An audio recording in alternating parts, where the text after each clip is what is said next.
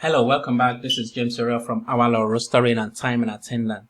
So in our working time regulation video tutorial series, we're going to be looking at how to enforce 11 hours break between shifts.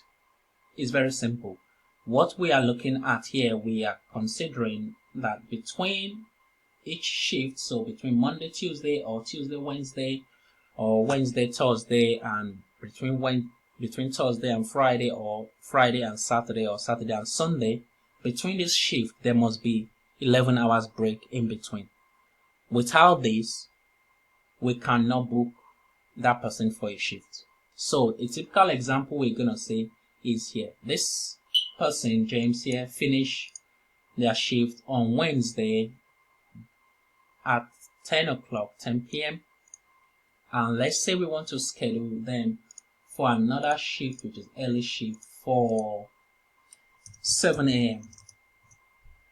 to, does not really matter, to 3 p.m. We say that. Now, this shows that the person must have 11 hours break. So we have a warning immediately that pops up and say breaks between shifts. We say James Sorrell must have 11 hours break between shifts, and there's last shift finish on 29 at 10 p.m. and the following day start at 11 a.m. This is less than 11 hours required, which is very simple. So we need to understand that staff must have rest break, which is the law, and also it has been set in our settings here that the staff should have 11 hours break as well. So once that has been done, we need to say, okay, do we need to authorize this shift or not?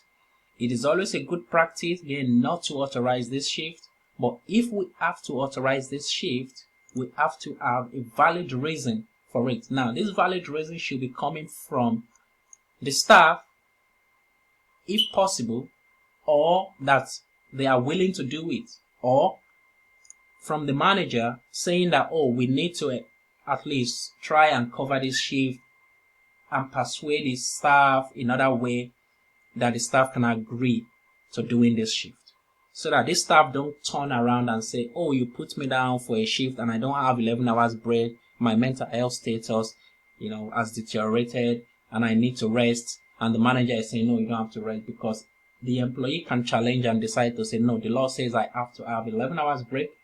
And if you as the manager says, no, I'm going to book you for that shift, that's what your contract says, then that is very wrong. So we need to understand why these rules are there, and how to enforce it is to ensure that we have this message here. So the authorizing manager as usual can enter the message here.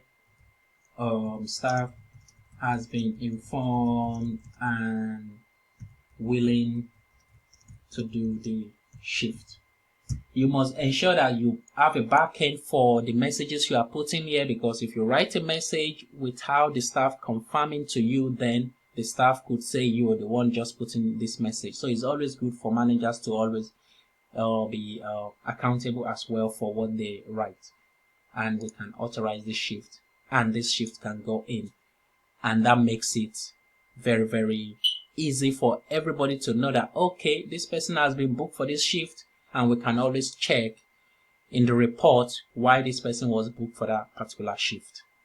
So in this tutorial we've been able to look at how we can check for 11 hours break between shifts, and it's very easy to do in our law rostering and time attendance. So in the next tutorial, we're going to be checking at other aspects of the working time regulation and how we can implement them in our law rostering. So thank you for watching, and I'll see you in the next tutorial. Bye for now.